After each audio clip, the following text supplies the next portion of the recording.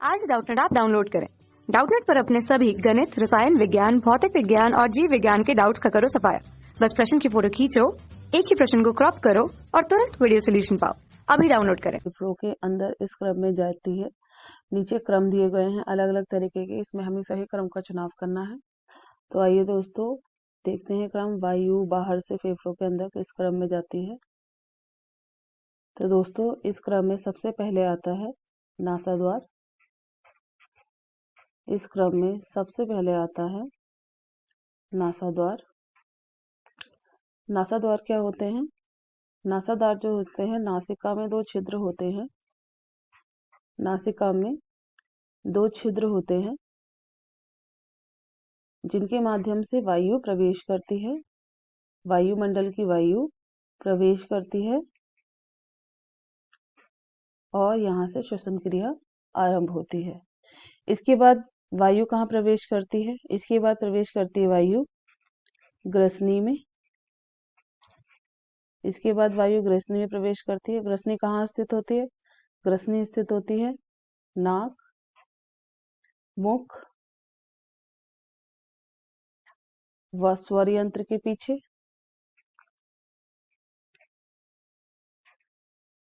स्वर यंत्र के पीछे। इसके बाद वायु कहाँ प्रवेश करती है? इसके बाद वायु प्रवेश करती है कंठ में। इसके बाद वायु प्रवेश करती है कंठ में। कंठ में क्या होते हैं? कंठ में होते हैं, या इसको स्वर यंत्र भी बोलते हैं। ये कहाँ से कहाँ तक होता है कंठ, या स्वर यंत्र कहाँ से कहाँ तक होता है? यह ऊपर की ओर ग्रसनी से, यानी ग्रसनी से ऊपर से कनेक्ट से जुड़ा हुआ होता है, और नीचे से कहाँ से जुड़ा हुआ होता है? श्वास नली से। श्वास नली से। जब वायु स्वर यंत्र में प्रवेश करती है तो क्या उत्पन्न होते हैं? तो स्वर उत्पन्न होते हैं। स्वर उत्पन्न होते हैं। अब दोस्तों कंठ के बाद वायु कहाँ प्रवेश करती है? कंठ के बाद वायु प्रवेश करती है श्वास नली में। श्वास नली में।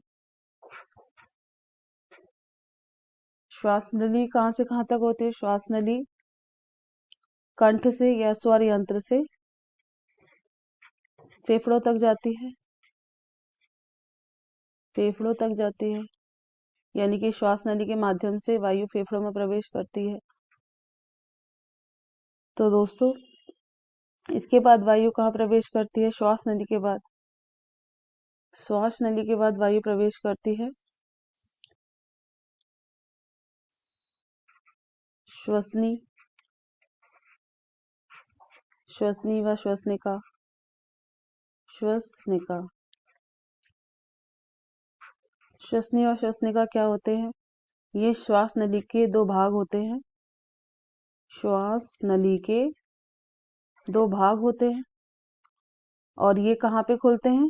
श्वसनी और श्वसनिका फेफड़ों में, जिनके माध्यम से वायु फेफड़ों में प्रवेश करती है।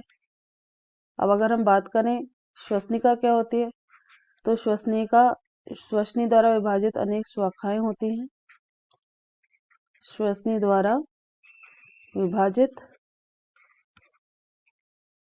अनेक शाखाएं होती हैं। अनेक शाखाएं होती हैं। इसके बाद वायु कहाँ प्रवेश करती है दोस्तों? इसके बाद वायु प्रवेश करती है कूपिका में। कूपिका क्या होती है? जब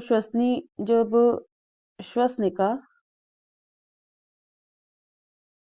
जब श्वसनिका फेफड़ों में प्रवेश करती है, फेफड़ों में प्रवेश करती है, तो क्या होता है? ये विभाजित हो जाती हैं, अनेक शाखाओं में विभाजित हो जाती हैं। अनेक शाखाओं में विभाजित हो जाती हैं। जब ये अनेक शाखाओं में विभाजित होती हैं तो इनके जो सिरे होते हैं, वो क्या होते हैं? इसे कहना चाहिए सिरे। श्वसनिकाओं के जो सिरे होते हैं वो गुब्बारे के समान फूल जाते हैं, गुब्बारे के समान फूल जाते हैं। इन्हें क्या कहते हैं? इन्हें कहते हैं कूपिका। तो इस प्रकार दोस्तों जो हमारा क्रम है वो इस प्रकार से है वायु के प्रवेश करने का। पहले नासाद्वार में आती है, फिर ग्रसनी में आती है वायु, उसके बाद कंठ में प्रवेश करती है, फिर श्वास नली में, फिर श्वसनिका और फिर कूपिका में। तो इस प्रकार यहाँ पे जो हमारा सही विकल्प होगा वो जो विकल्प है वो है डी। बाकी अन्य विकल्प यहाँ पे गलत है। धन्यवाद। कक्षा 6वीं से 12वीं से लेकर नीट, IIT, JEE वो एडवांस के लेवल तक 1 करोड़ से ज्यादा छात्रों का भरोसा। आज ही डाउनलोड करें डाउटनेट ऐप या व्हाट्सएप करें अपने सारे डाउट्स 8400 400 400 पर।